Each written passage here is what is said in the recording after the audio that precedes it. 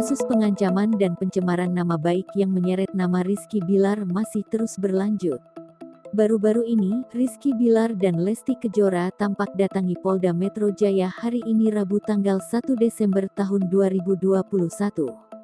Ditemani kuasa hukum, keduanya baru saja menjalani pemeriksaan atas laporan terhadap 8 akun hatersnya. Lesti Kejora nampak datang mengenakan jaket denim. Sedangkan Rizky Bilar terlihat memakai kemeja kotak-kotak berwarna biru lengkap dengan topi kuning yang menutupi sedikit wajahnya. Sandi Arifin selaku kuasa hukum pun membeberkan hasil pemeriksaan yang dijalani kliennya hari itu. Selain menjalani serangkaian pertanyaan, pihak Rizky Bilar juga telah mengumpulkan bukti dan saksi terkait laporannya. Diketahui, dari 8 akun yang dilaporkan oleh Rizky Bilar tersebut kebanyakan memang melontarkan hujatan pada Lesti Kejora.